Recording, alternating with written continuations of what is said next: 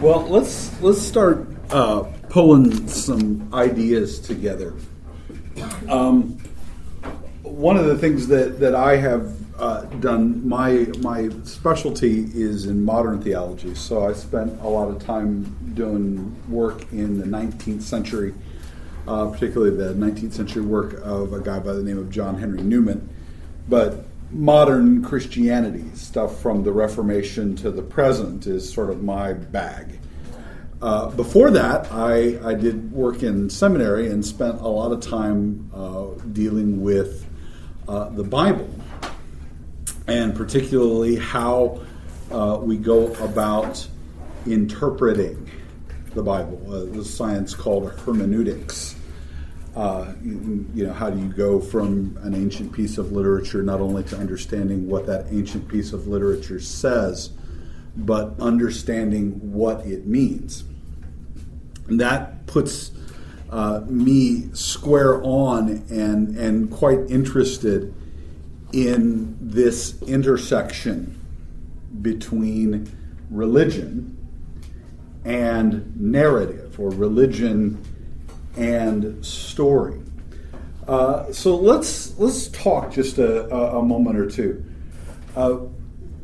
What do you think it is? I mean, you know at your age by now that you are not, as human beings, the only living creatures on the planet. But you probably have some sense of your uniqueness as a human being from all the other beings that exist on this planet. My question for you is, what do you suppose, I mean, just sort of distill it down, what is the thing that makes you different from anybody else, from any other creature, any other non-human creature on the planet? What do you suppose is the thing that makes you different?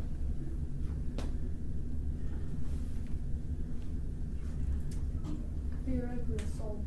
A soul, okay. Now this is a very metaphysical way of thinking about things. A soul or a spirit, sort of an invisible ghost in the machine. That might be one way. That's a very religious way of talking about it. But of course, I've never seen a soul. I'm a religiously inclined guy. I had a 10-year ministry as a Presbyterian pastor, and then have served in the subsequent 10 years as an Anglican priest, and all of that time doing rather intensive religious work. I've never seen a soul or a spirit.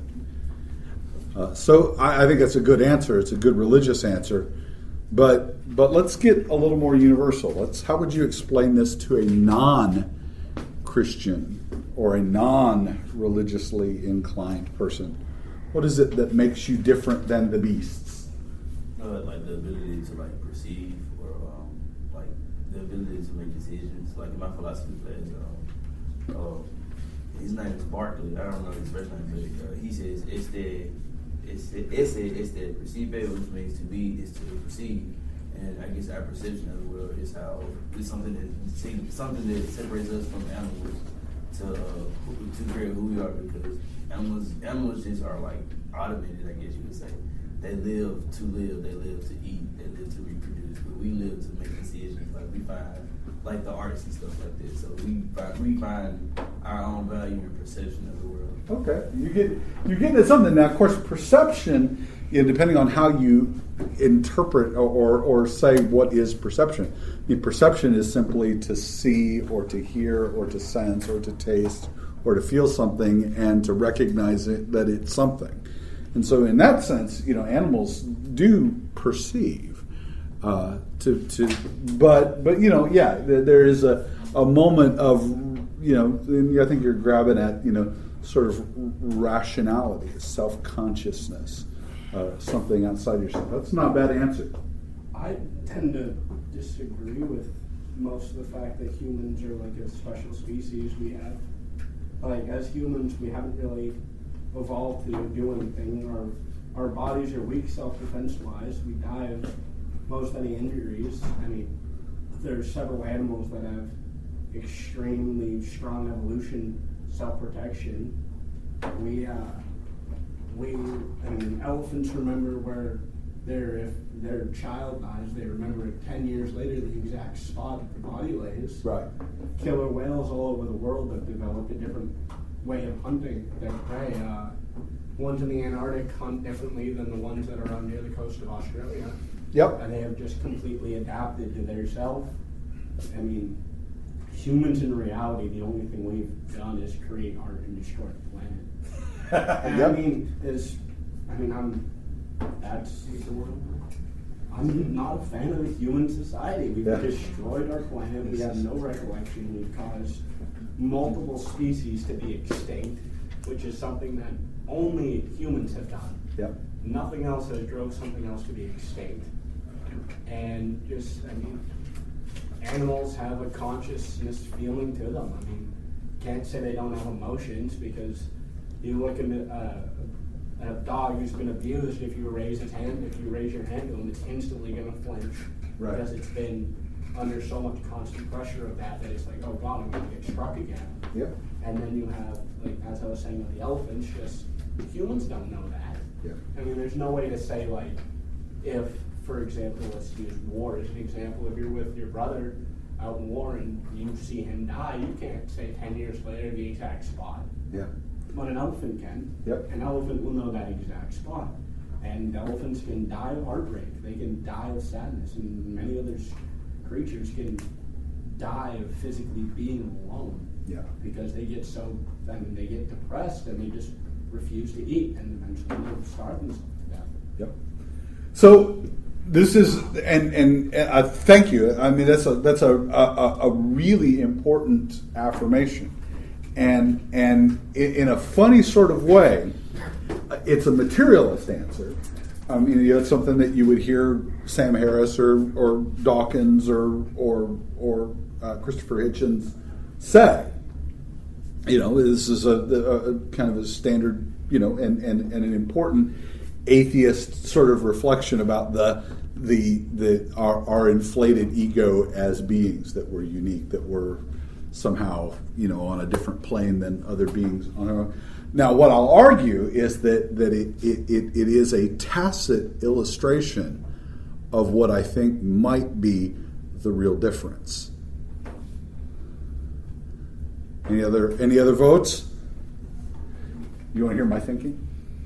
It's actually, and see, I'll show you how completely unoriginal I am. This is rooted in a guy, not a guy to emulate or be a fan of necessarily, but his name is Martin Heidegger.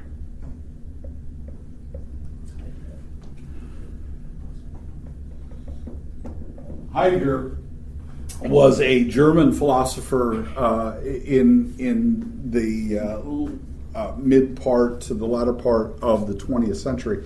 He was also a round Nazi, which is a tick against him to be sure. But Martin Heidegger wrote a rather important work early in his career called Sein und Zeit, Being in Time.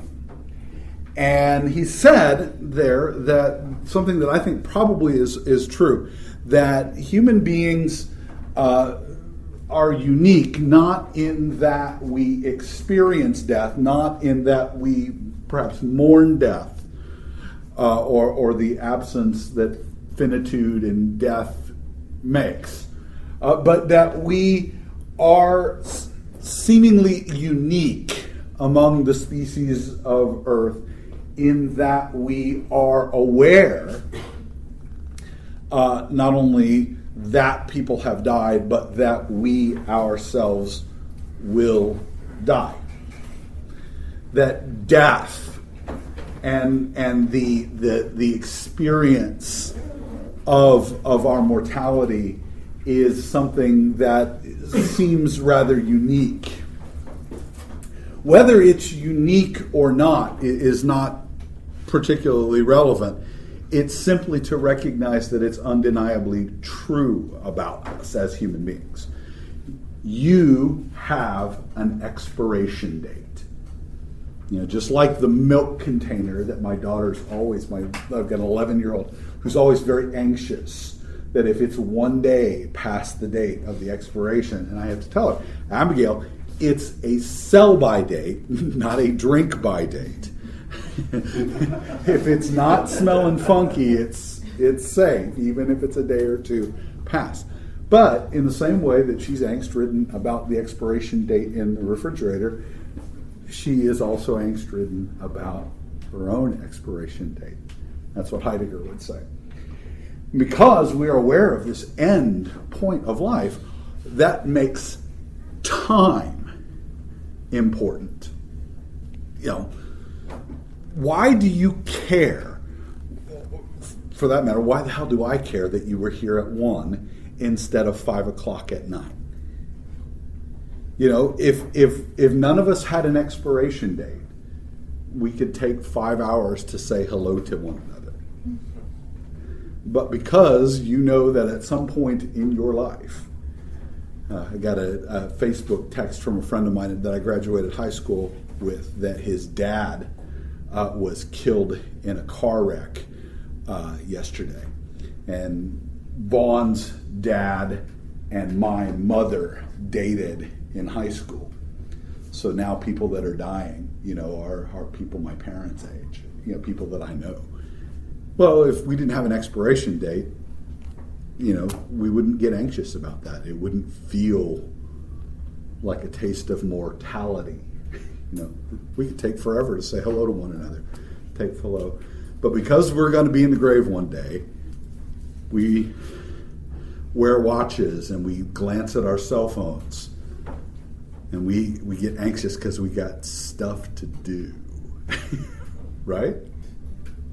Well, that awareness of our mortality, the significance of time, endows the whole of our existence as human beings with a sense of beginning, middle, and end.